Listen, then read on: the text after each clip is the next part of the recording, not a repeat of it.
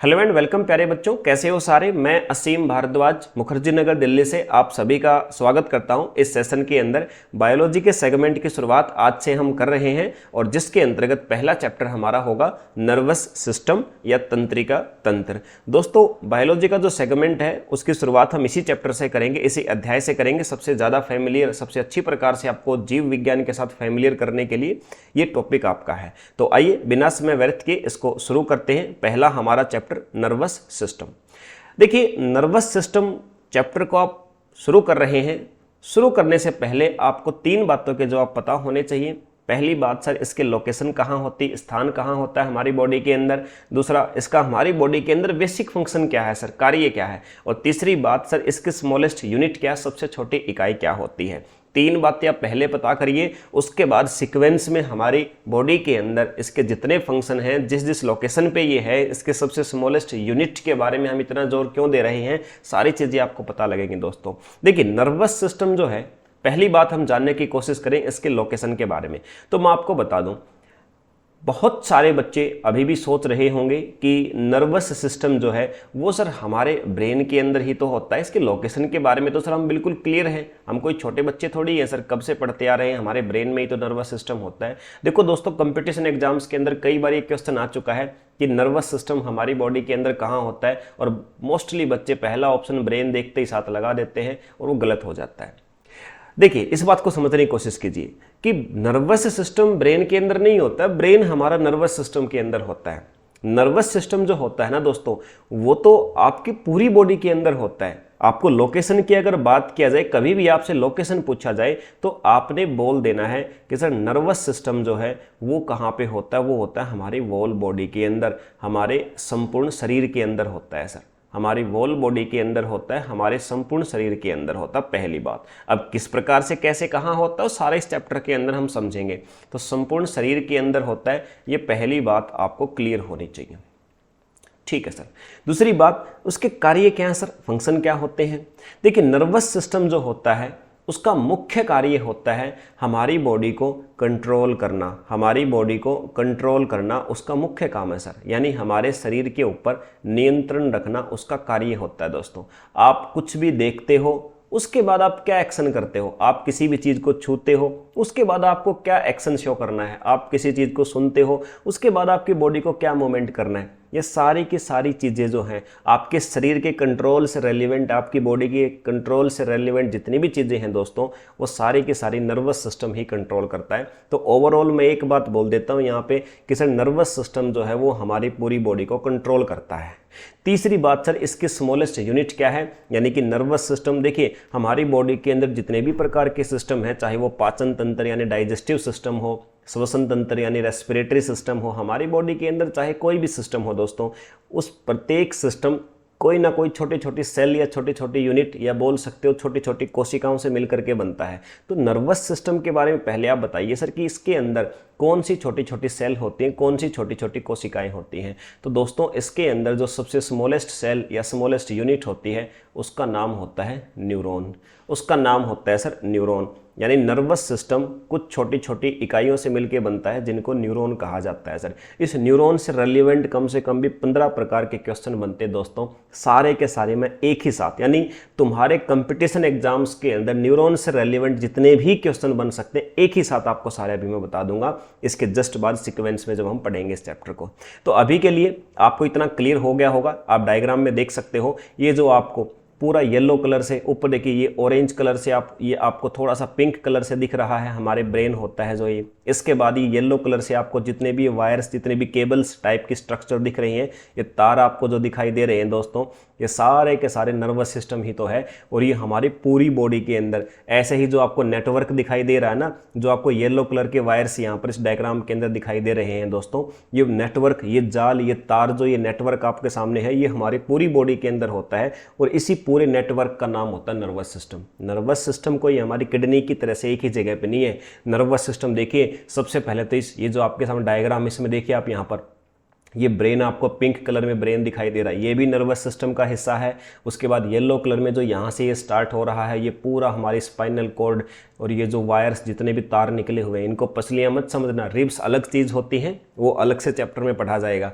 ये पूरा नेटवर्क हमारे पूरे चोटी से लेकर के एडी तक, सिर से लेकर पाँव तक, पूरी बॉडी के अंदर ऐसे ही नेटवर्क फैला हुआ है, इसी को हम नर्वस सिस्टम कहते हैं। और ये जो आपको दिख रही है ना, ये सेल, ये वाले जो दिख रही है, ये पूरी सेल, इसी को न्यूरॉन कहा जाता है दोस्तों। इसको समझाऊंगा हम आगे, यहाँ तो ये आपको जस्ट रिप्रेजेंट करने के लिए मैंने बना रखा है, और पूरा कोर्स आपका डिजिटली तैयार किया मैंने, डायग्राम्स की सहायता से आपको पूरी चीज़ें समझाऊंगा। आपका बैकग्राउंड चाहे दोस्तों कोई भी रहा हो, साइंस बैकग्राउंड हो, कॉमर्स बैकग्राउंड हो, आर्ट बैकग्राउंड रहा हो, आपके पास साइंस के सब्जेक्ट हो या ना हो, लेकिन कंपटीशन एग्जाम के अंदर साइंस आपको प्रॉब्लम नहीं देगी, ये मेरी गारंटी है। चलिए शुरू करते हैं सर। अभी आपने इन तीनों चीज़ों के जवाब जान लिए। हमारी नर्वस सिस्टम जो है पूरे शरीर के अंदर होता है सर, और इसका कार्य क्या, हमारी बॉडी को कंट्रोल करना। इसकी सबसे छोटी इकाई जो होती है वो होती है सर न्यूरॉन। तो दोस्तों नर्वस सिस्टम को सीक्वेंस में पढ़ने से पहले मैंने क्या कहा कि नर्वस सिस्टम बना होता है बहुत सारी छोटी छोटी यूनिट, छोटी छोटी इकाइयों से। तो पहले उस यूनिट को पढ़ना बेहतर रहेगा, उसके बाद फिर मैं आऊँगा कि न्यूरॉन जो सबसे छोटी छोटी इकाइयाँ हैं, जो सबसे छोटी कोशिका होती है जिससे नर्वस सिस्टम बनता है, वो न्यूरॉन। पहले मैं आपको न्यूरॉन से रेलिवेंट सारे क्वेश्चन बताता हूँ, ताकि इस बेसिक यूनिट को आप समझ जाएंगे तो फिर नर्वस सिस्टम आपको समझना आसान हो जाएगा कि हमारी बॉडी के अंदर कहाँ पर कितने भाग में कैसे बटा हुआ है, कितने काम है, सब क्लियर हो जाएगा साथियों। तो आइए पहले बात करते हैं सर इस न्यूरॉन के बारे में। देखिए दोस्तों, न्यूरॉन जो है it is the smallest unit of our nervous system. यह हमारे तंत्रिका तंत्र की सबसे छोटी इकाई होती है। बिल्कुल सर, छोटी छोटी न्यूरॉन से ही तो बनता है। देखिए हमारी पूरी बॉडी के अंदर, हमारे पूरे शरीर के अंदर छोटी छोटी कोशिकाएं होती हैं दोस्तों, छोटी छोटी सेल हैं। वही सेल पूरे शरीर के अंदर एक दूसरे से जुड़कर कंबाइन करके और पूरी बॉडी के अंदर एक सिस्टम बनाते हैं, उसी को नर्वस सिस्टम कहते हैं। It is the longest cell of human body. यह मानव शरीर की सबसे लंबी कोशिका होती है। यानी कि देखिए आपसे एग्जाम में है ना, बहुत इंपॉर्टेंट क्वेश्चन है, पहले भी 3 से 4 बार रिपीट हो चुका है कि आप हमारे ह्यूमन बॉडी के अंदर सबसे लंबी सेल कौन सी होती है। तो साथियों हमारे शरीर के अंदर सबसे लंबी सेल न्यूरॉन ही होती है। लगभग आप ऐसा कह सकते हो दोस्तों कि 90 से 100 सेंटीमीटर तक की हो सकती है। सारी 90 से 100 सेंटीमीटर की नहीं होती है दोस्तों, सारी 90 to 100 सेंटीमीटर नहीं होती, लेकिन इतनी लंबी भी हो सकती है सर। अब जैसे हमारे हाथों के अंदर जो न्यूरॉन्स होती है ना दोस्तों, ये आपके हाथों से लेकर के सीधी आपकी रीढ़ की हड्डी जो होती है वहाँ तक पहुँच जाती हैं। तो काफ़ी लंबी लंबी होती हैं सर, 3-3 फीट के आसपास भी हो सकती हैं ये, 90 सेंटीमीटर से 100 सेंटीमीटर तक। हमारे शरीर में इससे लंबी कोई सेल नहीं है। देखो दोस्तों, हमारे शरीर के अंदर लगभग 200 प्रकार की कोशिकाएं होती हैं। हमारी बॉडी के अंदर 200 टाइप ऑफ सेल होती हैं, उन सभी में सबसे लंबी यही होती है। क्लियर है बात? ठीक है सर।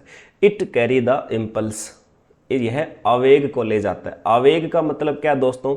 देखो आप एक टर्म यूज करते हो, आप एक शब्द यूज करते हो, जिस शब्द को दोस्तों आपके द्वारा कहा जाता है सिग्नल जिसको हम कहते हैं, या मैसेज भी बोल सकते हो, या दोस्तों आप इसको सूचना भी बोल सकते हो। एक शब्द है जिसका आप उपयोग करते हो, उसी को बायोलॉजी के इस चैप्टर के अंदर इम्पल्स नाम से ही बोला जाता है दोस्तों।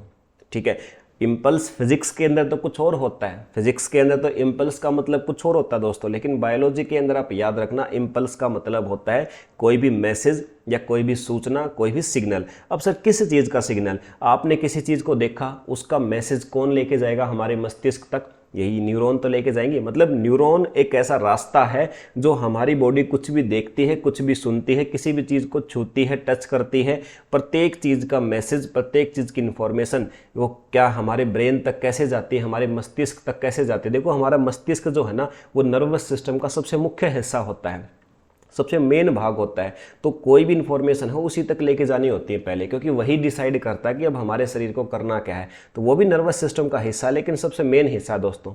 तो न्यूरॉन क्या करती है?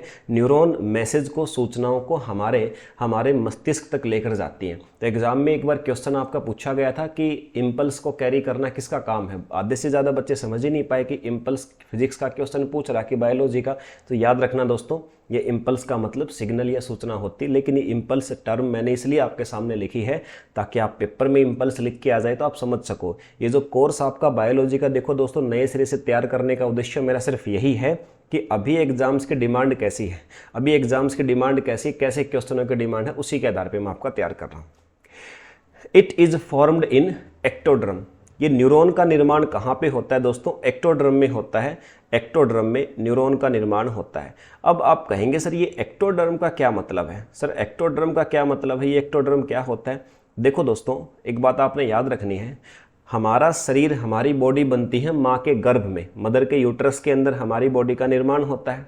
मदर के यूट्रस के अंदर 3 लेयर होती हैं दोस्तों, 3 परत होती हैं। मदर के यूट्रस में 3 लेयर होती हैं, 3 परत होती हैं दोस्तों। एक को बोलते हैं एक्टोड्रम, एक को बोलते हैं मीजोड्रम, एक को बोलते हैं एंडोड्रम। ये मैं समय आने पर इनके नाम लिखवा दूंगा, अभी फिलहाल जिक्र मैं कर रहा हूँ एक्टोड्रम का। एक्टोड्रम जो 3 परत होती है ना मदर के यूट्रस में, माँ के गर्भाशय के अंदर दोस्तों 3 जो परत होती हैं, उन तीनों लेयर्स में सबसे बाहर वाली जो लेयर है उसको एक्टोड्रम कहा जाता है, उसको एक्टोड्रम कहा जाता है। तो जो 3 लेयर है करती क्या है, ये माँ के गर्भ में, मदर के यूट्रस में हमारा शरीर बनता है, तो हमारे शरीर के अंगों का निर्माण ये तीनों लेयर ही करती हैं। कोई लेयर हमारे शरीर का ब्रेन बना देती है यानी न्यूरॉन्स को बना देती है, कोई लेयर हमारी बोन्स यानी अस्थियों को बना देती है, कोई हमारे शरीर के अंदर ग्लैंड्स यानी ग्रंथियों को बना देती है। यानी कि सर ये जो 3 लेयर है ना, यही हमारे शरीर के विभिन्न अंगों को बनाती हैं। तो एग्जाम में आपसे पूछ ले न्यूरॉन का निर्माण कौन करता है, तो दोस्तों निर्माण जो न्यूरॉन है, न्यूरॉन का निर्माण करने के लिए हमारी बॉडी के अंदर, हमारे शरीर के अंदर कौन होती है? एक्टोड्रम। एक्टोड्रम के अंदर इसका निर्माण होगा। ओके, क्लियर है इतना दोस्तों? चलिए आगे बढ़ते हैं। अगली बात न्यूरॉन के बारे में, the number of neuron is 10⁻11। हमारे शरीर के अंदर न्यूरॉनों की संख्या 10⁻11 होती है। हमारे शरीर के अंदर दोस्तों न्यूरॉन की संख्या कितनी होती है? 10⁻11 होती है sir. It is the only cell in our body which have no division in all life. देखिए, न्यूरॉन एकमात्र ऐसी कोशिका है जिसका पूरे जीवन में कोई विभाजन नहीं होता है, कोई विभाजन नहीं होता है। अब आप कहेंगे सर विभाजन क्यों करवाना है हमें न्यूरॉन्स का? देखो दोस्तों, हमारी बॉडी के अंदर जितने भी ऑर्गेन्स हैं, मैंने आपको क्या कहा कि हमारी बॉडी, हमारे शरीर के अंदर जितने भी ऑर्गेनेल्स हैं, उन सारे के सारे ऑर्गेनेल्स की फॉर्मेशन, सारे के सारे दोस्तों अंगों का निर्माण मदर के यूट्रस में होता है, माँ के गर्भाशय में होता है। इतनी बात तो आपको क्लियर हो गई दोस्तों, ठीक है? ठीक है सर, मदर के यूट्रस में उसकी फॉर्मेशन होती है। अब एक बार अगर मान लीजिए हमारा जन्म हो गया तो हम मदर के यूट्रस से बाहर आ गए। हमारा जन्म होने का मतलब क्या है? हमारा बर्थ होने का मतलब मदर के यूट्रस से बाहर आ गए, माँ के गर्भ से बाहर आ गए। तो लेयर्स तो माँ के गर्भ में ही होते हैं ना, जिन्होंने हमारे शरीर को बनाया था, जिन्होंने हमारे शरीर को डेवलप किया था, हमारे शरीर को विकास किया था। अब दोस्तों हमारे शरीर का ग्रोथ कैसे होगी? हम मदर के यूट्रस से बाहर आ गए, सपोज कीजिए हम माँ के गर्भाशय से बाहर आ गए, तो सर अब बाहर आने के बाद वो लेयर्स तो है नहीं जो हमारे शरीर के अंदर नई नई कोशिकाएं बना के नए नए अंग बना रही थी। बाहर आने के बाद अब हमारी बॉडी के अंदर डेवलपमेंट कैसा होगा? तो दोस्तों एक वैज्ञानिक ने कहा था, अगले चैप्टर में पढ़ाऊंगा कौन वैज्ञानिक था, तो उस वैज्ञानिक ने कहा था दोस्तों कि हमारे शरीर के अंदर कोई भी ग्रोथ होती है या हमें चोट लग जाए तो रिपेयर हमारा शरीर होता है, तो उसका तरीका एक ही होता है कि जो पुरानी सेल है ना, जो पिछली कोशिकाएं हमारे शरीर में हैं, उनमें डिवीजन होता है, उनमें विभाजन होता है। 1 से 2, 2 से 4, 4 से 8, ऐसे लाखों करोड़ों सेल रोज मरती हैं और रोज नई बनती हैं। तो हमारी बॉडी ग्रोथ करती है सेल के डिवीजन से, कोशिकाओं का विभाजन से। लेकिन दोस्तों न्यूरॉन के अंदर बारे में याद रखना, हमारे शरीर की एकमात्र ये एक ऐसी कोशिका है, ऐसी सेल है जिसके अंदर कोई भी डिवीजन या कोई भी विभाजन नहीं होता है। ठीक है, कोई भी डिवीजन या कोई भी विभाजन नहीं होता है दोस्तों। न्यूरॉन ही अकेली वो सेल होती है, कोशिका होती है।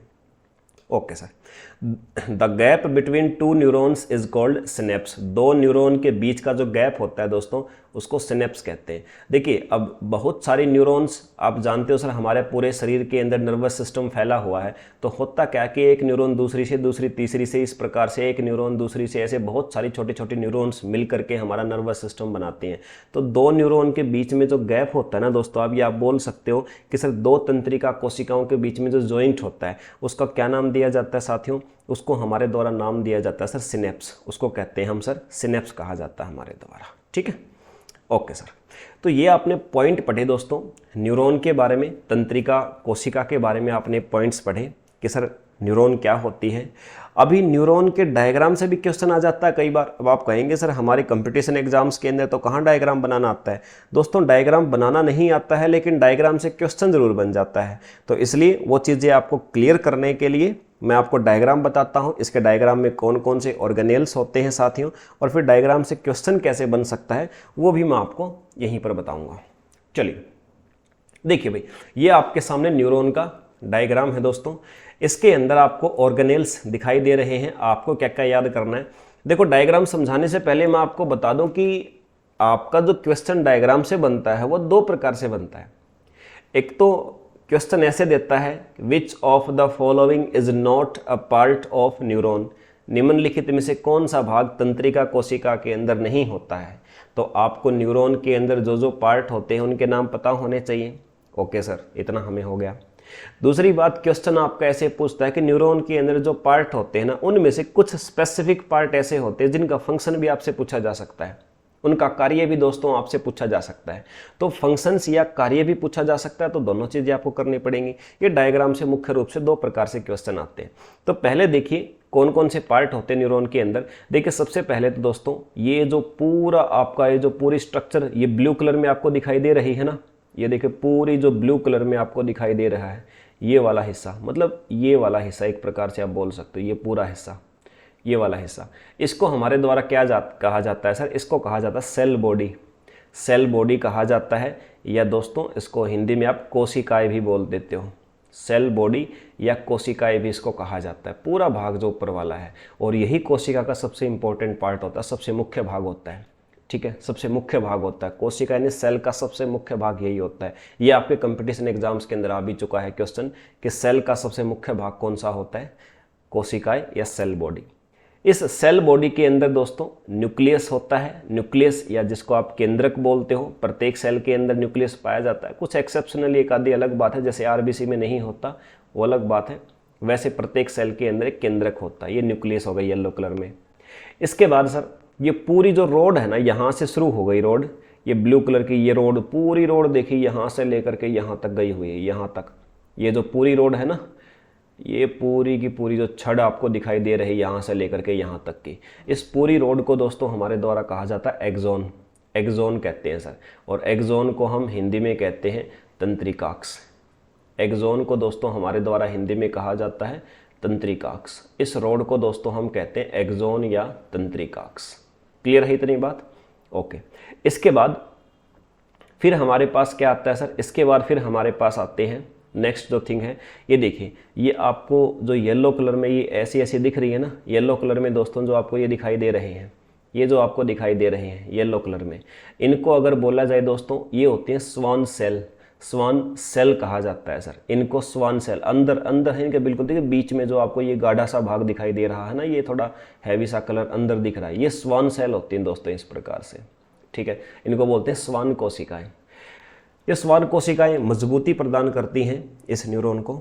अच्छा, ये जो स्वान सेल है ना दोस्तों, इन स्वान सेल के अलावा देखिए, स्वान सेल के अलावा यहाँ पर आपको और क्या दिखाई दे रहा है, स्वान कोशिकाओं के अलावा देखो स्वान कोशिका के चारों तरफ एक लेयर होती है, ये वाली एक परत होती है। स्वान कोशिका के ऊपर एक परत होती है दोस्तों, इसका नाम क्या होता है सर, इसका नाम होता है माइलिन शीथ।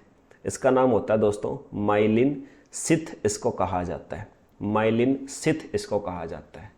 ठीक है, ये जो बीच में गैप बच गया, जैसे कि ये एक तो स्वान सेल होगी, ये स्वान सेल, इनके बीच का जो गैप है ना दोस्तों, इस गैप को कहते हैं नोड ऑफ रेनवियर। रेनवियर का नोड कहा जाता है इसको।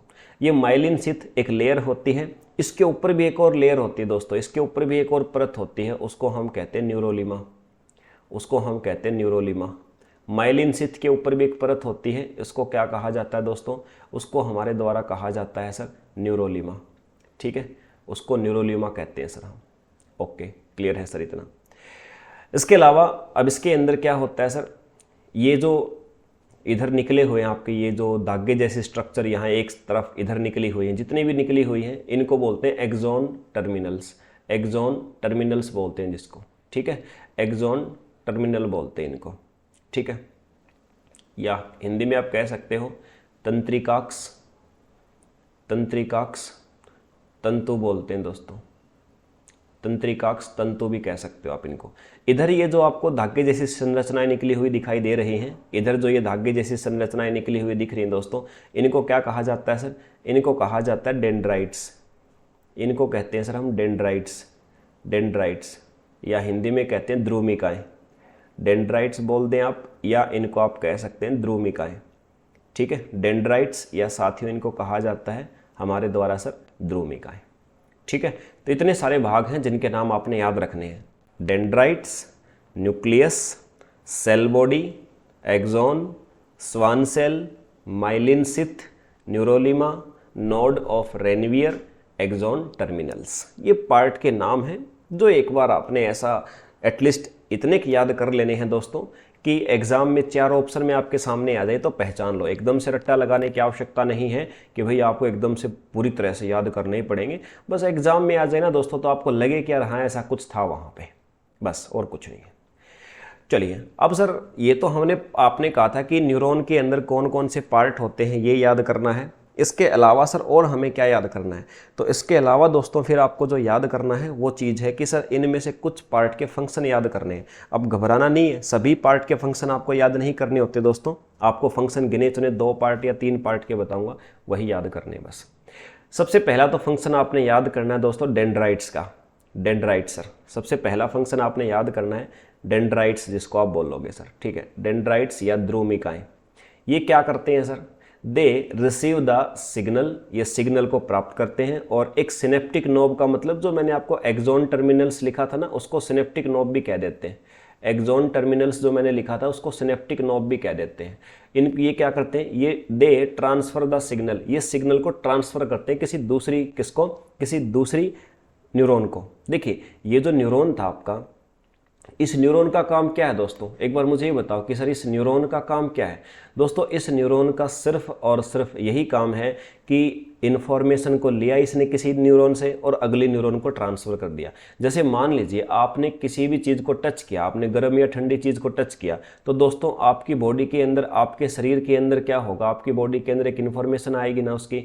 अब इन्फॉर्मेशन आपके ब्रेन तक कैसे पहुँचेगी? आपने अपने हाथ से किसी भी चीज़ को टच किया तो उसकी इन्फॉर्मेशन आपके ब्रेन तक कैसे पहुँचेगी? आपने टच किया तो पहली न्यूरॉन के पास आएगी। अब ये न्यूरॉन क्या करेगी? उस इन्फॉर्मेशन को अगली न्यूरॉन को दे देगी, और अगली न्यूरॉन क्या करेगी? और अगली को दे देगी। ऐसे एक न्यूरॉन से दूसरी न्यूरॉन पे जाते जाते और इन्फॉर्मेशन यानी सूचनाएं जो हैं हमारे ब्रेन, हमारे मस्तिष्क तक चली जाती हैं दोस्तों।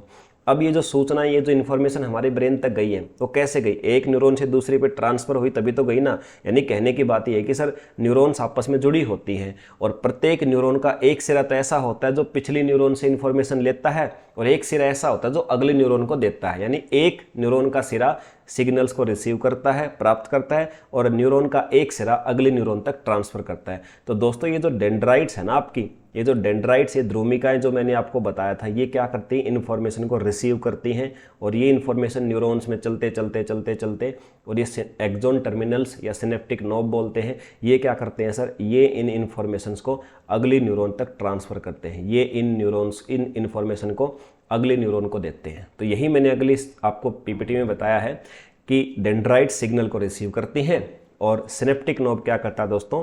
ये सूचनाओं को, सिग्नल्स को अगली न्यूरॉन, अगली कोशिका तक पहुंचाता है। ऐसे ही एक कोशिका से अगली पे जाते जाते इन्फॉर्मेशन हमारे मस्तिष्क तक पहुंच जाती है। फिर मस्तिष्क प्रोसेस करता है कि भाई ये किस चीज़ की इन्फॉर्मेशन आई है, हमारे शरीर के लिए अच्छी है या बुरी है। फिर वो क्या करता है? फिर अपना एक्शन करता है। इसके बाद sir signals are flow in the chemical and electrical form. दोस्तों कई बार आपसे पूछता है कि भाई हमारी बॉडी के अंदर जो सूचनाएं हैं ना यार, जो सिग्नल्स चल रहे हैं, जो इन्फॉर्मेशन चल रही हैं, कई बार सोते समय आप सोचते हो अरे आज मेरा पैसे वहाँ पर, उस व्यक्ति के पास इतने पैसे हैं, उस व्यक्ति से कुछ इतने पैसे लेने हैं, वहाँ से सैलरी नहीं मिली। ये इन्फॉर्मेशन ही तो चल रही है आपकी बॉडी में। और क्या है ये, किस रूप में चलती हैं? तो दोस्तों ये 2 रूप में चलती हैं, या तो केमिकल फॉर्म के अंदर चलती हैं या फिर इलेक्ट्रिकल फॉर्म में, यानी केमिकल और इलेक्ट्रिकल रूप में। इलेक्ट्रिकल रूप का मतलब होता है दोस्तों कि कोई ना कोई, जैसे सोडियम आयन हो गया या पोटेशियम आयन हो गया, ये दौड़ रहे हैं, यानी एलिमेंट है सोडियम या पोटेशियम आपकी न्यूरॉन्स में, आपके शरीर में, ये दौड़ रहे हैं या तो इन्फॉर्मेशन बन के। या केमिकल का मतलब होता है दोस्तों कुछ रासायनिक पदार्थ होते हैं। ठीक है कुछ रासायनिक पदार्थ होते हैं दोस्तों। तो कुछ रासायनिक पदार्थ होते हैं वो दौड़ते हैं, ठीक है, जिनको न्यूरोट्रांसमीटर कहा जाता है। उनकी चर्चा मैं आगे करूँगा इसी चैप्टर के अंदर। तो या तो वो दौड़ते हैं दोस्तों, ठीक है, ओके। तो यहाँ लिखा है मैंने, sodium and potassium are mainly constituent of signal. जो सिग्नल होते हैं, जो सूचनाएं हमारे शरीर में जो इन्फॉर्मेशन चलती रहती हैं, वो मुख्य रूप से सोडियम या पोटासियम आयन के रूप में चलती हैं, मैंने बता दिया। और दोस्तों जितनी चीज़ें आपके सामने मेरे इस सेशन के अंदर लिखी हुई हैं, प्रत्येक चीज़ इस प्रकार से सोच समझ के लिखी गई है कि जो आपके कंपटीशन एग्जाम्स को ही टारगेट करती हो, ठीक है ना। कोई भी चीज़ वैध रूप से नहीं लिखी है। देखो, हो सकता है कि जीव विज्ञान में तो पता नहीं क्या क्या होता हो या नहीं भी होता हो, लेकिन मुझे मतलब नहीं किसी भी बायोलॉजी सब्जेक्ट से। मुझे मतलब है कि आपके एग्ज़ाम को टारगेट करने के लिए मुझे आप तक क्या क्या पहुंचाना है, वो A to Z चीज़ें, मोर देन सफिशिएंट चीज़ें आपको इसी प्रकार से मैं दूंगा। चलिए दोस्तों, और बाईलैंग्वेज है, कोई दिक्कत नहीं होगी। तो ये तो आपने समझा सर न्यूरॉन जो है, उस न्यूरॉन के बारे में कि न्यूरॉन क्या होती है। अब न्यूरॉन के कुछ टाइप्स होते हैं दोस्तों, न्यूरॉन के कुछ प्रकार होते हैं, इनको एक बार हम देख लेते हैं। सर न्यूरॉन जो है वो कितने टाइप की होती हैं, कितने प्रकार की होती है, हमारे एग्जाम में अक्सर क्वेश्चन देखने को मिलता आजकल। एक समय था जब यार न्यूरॉन से ही ज़्यादा क्वेश्चन नहीं बनते थे।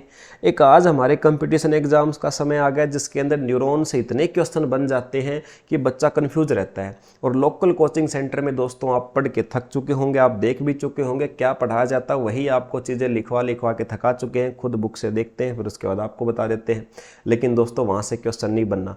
आप ग्रुप डी के एग्ज़ाम से लेकर के और आप स्टेट पीएससी के एग्ज़ाम तक देख लेना दोस्तों। ग्रुप डी के एग्ज़ाम से स्टेट पीएससी के एग्ज़ाम तक देख लेना। आपको हर पेपर में कुछ ना कुछ क्वेश्चन अच्छे डिफ़िकल्ट लेवल के मिलते ही मिलते हैं दोस्तों, अच्छे डिफ़िकल्ट लेवल के मिलते ही मिलते हैं दोस्तों। तो कोई भी एग्ज़ाम दे लियो। ये जो अभी आप कंपटीशन एग्ज़ाम के लिए साइंस पढ़ रहे हो ना, ये साइंस का जो अपना कंप्लीट कोर्स है दोस्तों, ये साइंस का कंप्लीट कोर्स जो है, देखिए दोस्तों 2 प्रकार से कोर्स मैं आपको करवाता हूँ।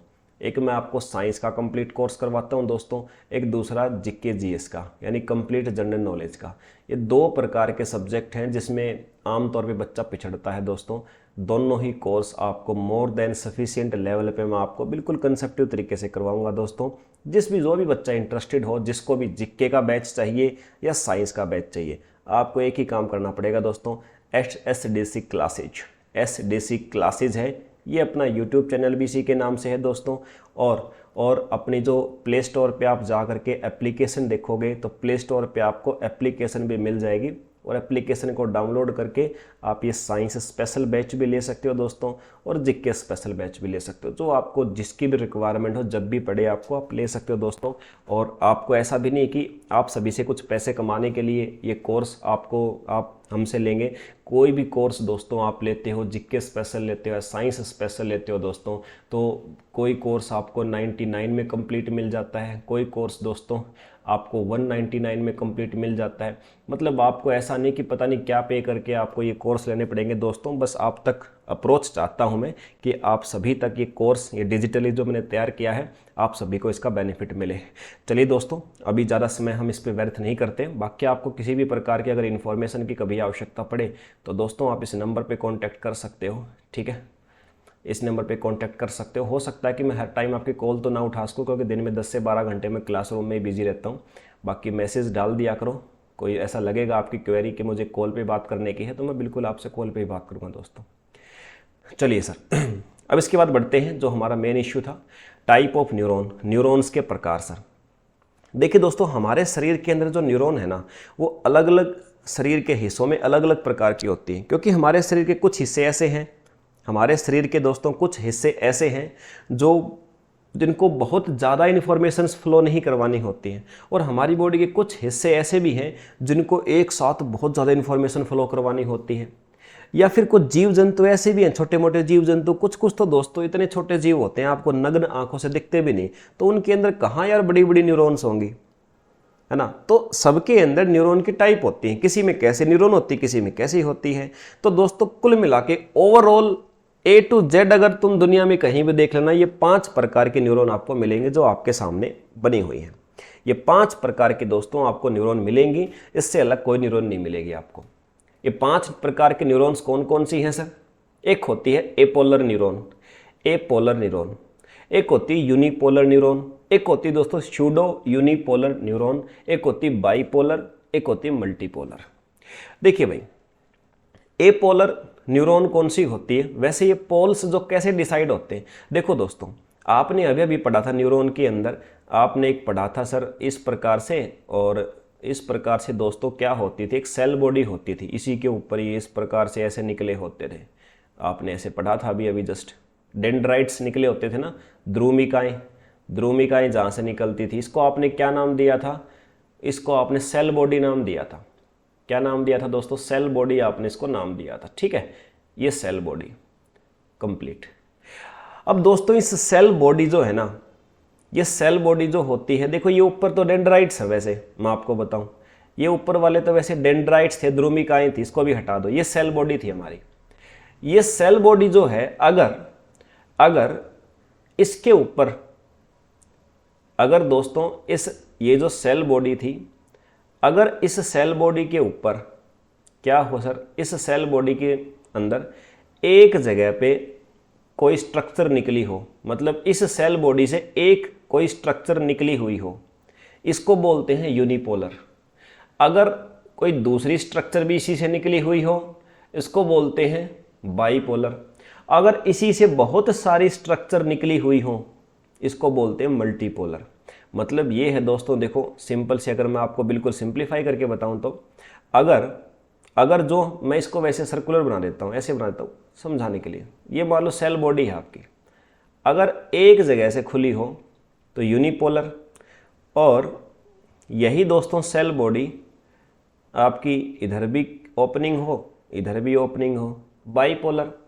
और दोस्तों यही सेल बॉडी जो है आपकी, अगर कई जगह से ओपनिंग हो इसके अंदर, एक इधर से होगी सर, एक इधर से होगी, एक इधर से होगी, एक इधर से होगी, एक इधर से होगी, कई तरह की ओपनिंग हो, तो इसको बोलते हैं मल्टीपोलर। मल्टीपोलर, ये जो डायग्राम मैंने बताया ना, ये देखो, एक यहाँ पर ओपनिंग है, एक यहाँ पर है, एक यहाँ पर, बहुत सारी है, मैंने मल्टीपोलर का एग्जाम्पल आपको दे रखा था। तो यूनिपोलर मतलब एक ही ओपनिंग हो, देखो ये सेल बॉडी दिख रही है आपको, सिर्फ यहाँ से ओपनिंग है दोस्तों। और बाईपोलर, एक देखो इधर ओपनिंग है, एक इधर ओपनिंग है।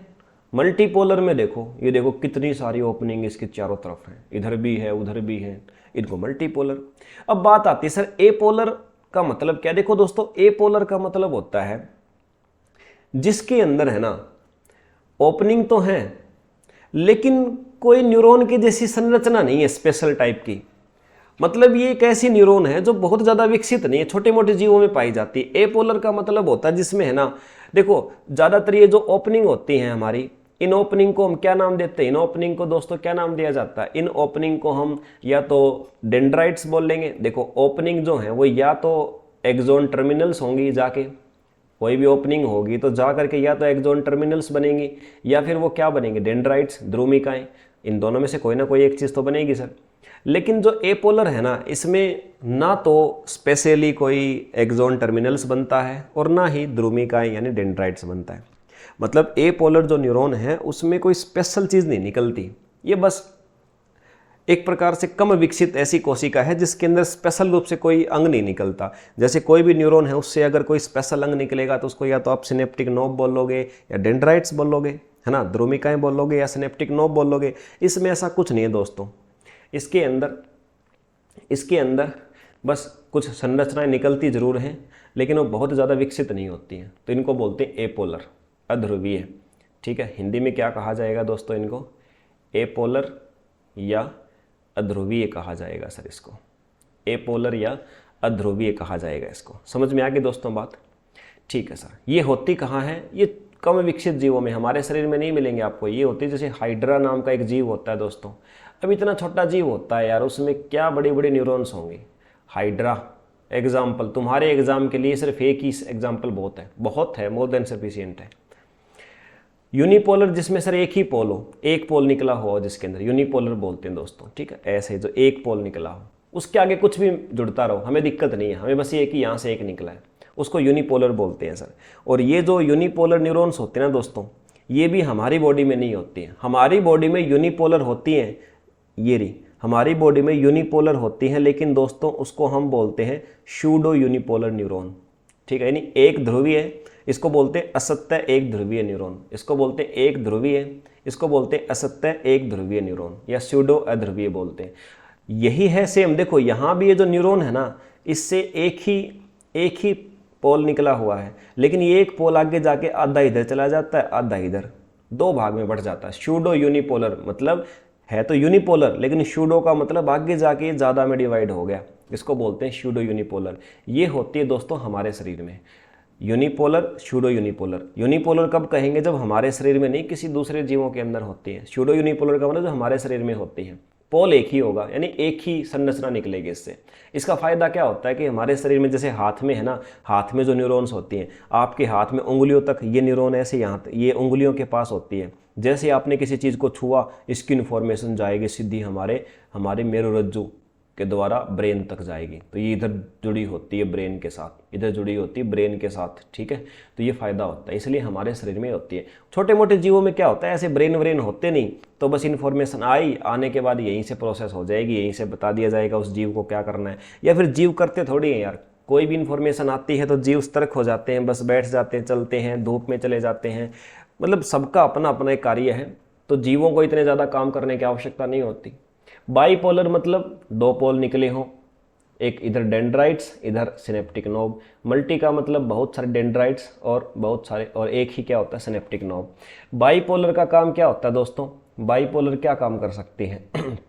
बाईपोलर आपके दोनों पोल्स होते हैं उसके अंदर। ठीक है, ये इधर वाला भी, इधर वाला भी। मल्टीपोलर में क्या होता है, ये बहुत सारे पोल होते हैं। बहुत सारे पोल होने का बेनिफिट क्या है कि ये है ना, कई कोशिकाओं से जुड़ी हो सकती है। बाईपोलर का मतलब है कि जैसे एक न्यूरॉन यहाँ जुड़ गई, एक न्यूरॉन यहाँ जुड़ गई, एक न्यूरॉन आके यहाँ जुड़ गई, एक न्यूरॉन आके यहाँ जुड़ गई, एक न्यूरॉन आके यहाँ जुड़ गई। मतलब मल्टीपोलर का मतलब जो शरीर के कई न्यूरॉन से, कई हिस्सों से जुड़ी होती है, उसको बोलते हैं मल्टीपोलर। बाईपोलर का मतलब होता है जो ज़्यादा हिस्सों से नहीं जुड़ी हो, जो एक हिस्सा उधर से जोड़ती हो, एक हिस्सा इधर से जोड़ती हो दोस्तों, उसको बोलते हैं बाईपोलर।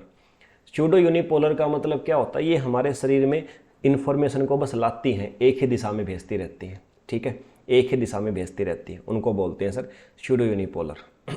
चलिए, तो दोस्तों उम्मीद करता हूँ ये आपको क्लियर हुआ होगा। ये 5 प्रकार के न्यूरॉन्स। अब आप कहोगे सर पेपर में कैसे करेंगे क्वेश्चन, पेपर में क्या आएगा सर?